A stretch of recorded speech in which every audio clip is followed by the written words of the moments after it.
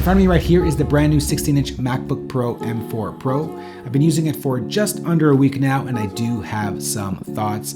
I am jumping from the M1 Max to the M4 Pro, so we'll be talking about the differences there in this video. I'll also be taking a stance from a music producer's perspective, so I will be doing some comparisons, some tests with regards to music production. So if you're into that sort of thing, stick around. Let's start from the top. So the specs of the test unit that I have in the studio is a 14-core CPU, 10 performance cores, 4 efficiency cores, 20-core GPU, and 48 GBs of unified memory. In the box, of course, you'll get the MacBook Pro with some light reading material, the Apple polishing cloth, USB-C to MagSafe 3 cable, and the power adapter.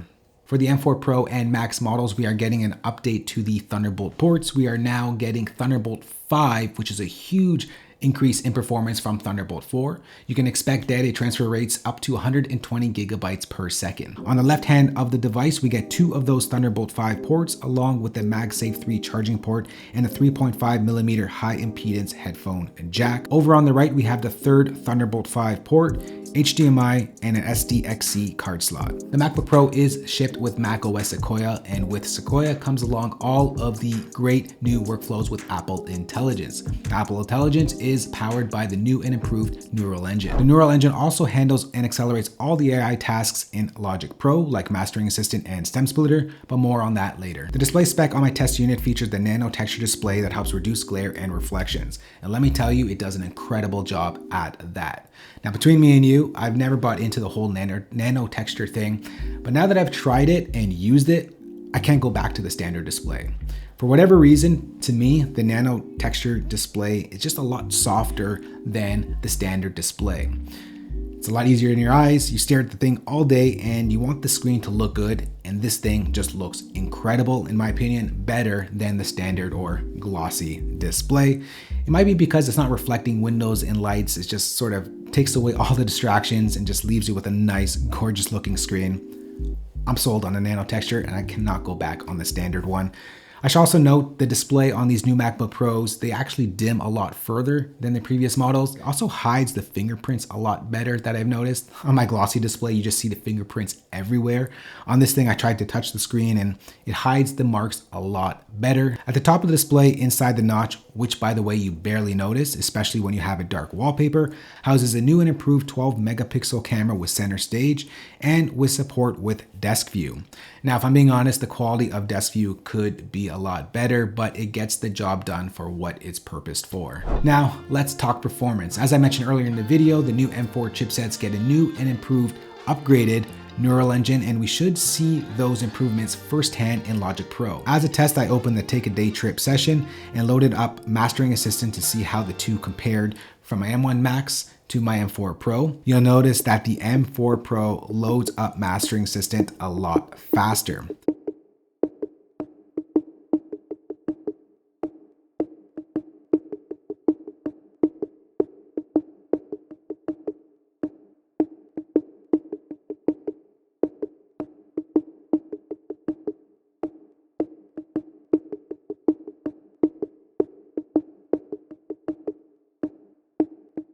Here's another test using Stem Splitter.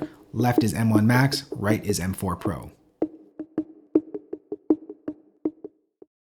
If I was a betting man, I'd say that Logic Pro will be getting a lot more AI-driven updates that is powered by the Neural Engine, so this thing is definitely future-proofed.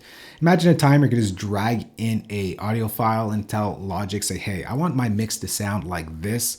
Use this as a reference, copy the EQs, copy the compression, copy the reverbs, the delays that you hear in the track, and give me a mastered file. I mean, we're probably not too far off from that. Crazy to think, but definitely the Neural Engine here on the M4 Pros seems faster than the M1 Maxes, at least for my testings. The M4 Pro also features faster CPU and GPU. This one features 14-core CPU, 10 performance, 4 efficiency cores, and a 20-core next generation GPU. The faster CPUs will definitely help us music producers because our DAWs require and use those performance cores. Fun fact, if you ever forget how many cores you actually have on your computer, you can open up Logic and use the performance meter and basically count the amount of bars that you have there. that equals to the amount of performance cores you have on your computer. Now, coming up from the M1 Max to the M4 Pro, there is definitely a significant improvement over the CPU power. It's just blazing fast. Everything on the M4 Pro seems so snappy. Now, that's not to say that my M1 Max is not snappy, because I still love that thing. It's so fast, but now that I use the M4 Pro, that does feel a little bit slower. I'm getting really spoiled with these CPUs. I should mention that the M4 Pros do have a slower memory bandwidth than my M1 Max. We're going from 400 to 273 gigabits per second on the M4 Pros.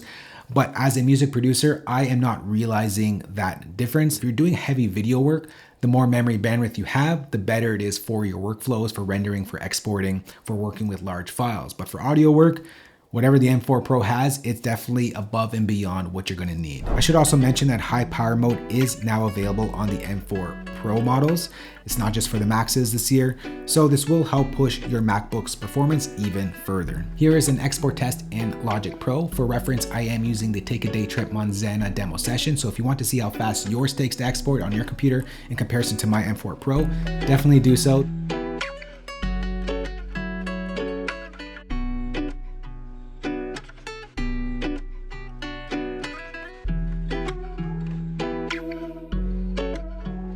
The M4 Pro takes the win over here and exports the Manzana session way faster than the M1 Max. Next, let's go ahead and see how many tracks Logic Pro can handle at the same time. So for this test, I'm using the same Manzana session. It contains 81 tracks. I just adjusted it so that all tracks are playing something at the same time, and I'll keep duplicating the tracks until Logic cannot play back anything anymore.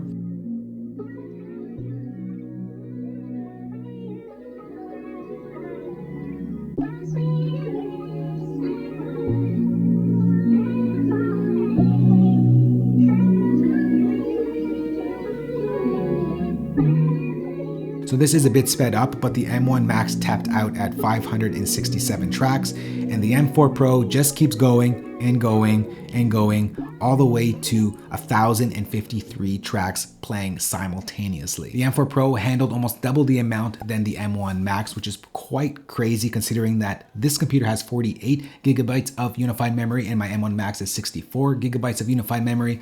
But I think it handled things a lot better because the unified memory itself is improved, upgraded, and a lot faster than the one found on the M1 Max as well. So because I have less RAM, doesn't mean everything. I should also give a shout out to the built-in microphones on these MacBook Pros. They are really, really good. I actually use it all the time when sampling live audio into Quick Sampler. Now, I guess the question that we always ask ourselves when a new MacBook comes out is, should I upgrade? Now, if you are on an Intel Mac, yes, the answer is definitely yes. Stop torturing yourself. Come over to the M-chip lifestyle. It's a lot easier. Just yes. Intel Mac, if you're using that, upgrade. If you're using an M1 chipset, definitely worthy of an upgrade. You feel the performance a lot more on these M4 chipsets. So I would say if you're running an M1, yes. M4 Pro, M4 Max, it's really up to you. Now, like I said earlier in the video, I love my M1 Max and I felt like that's the best thing I ever can use. I don't need anything more. It's great, it's fast, I love it. But when I jumped and tried the M4 Pro, it does feel a little bit snappier, it does feel a little bit more peppy. Now that may be because of a brand new install, everything is fresh and everything is new, nothing needs to get really indexed, there's not a lot of files, but it just feels faster and it's a more enjoyable experience. Not to say my M1 Max is not fast, because it is, it's stupid fast.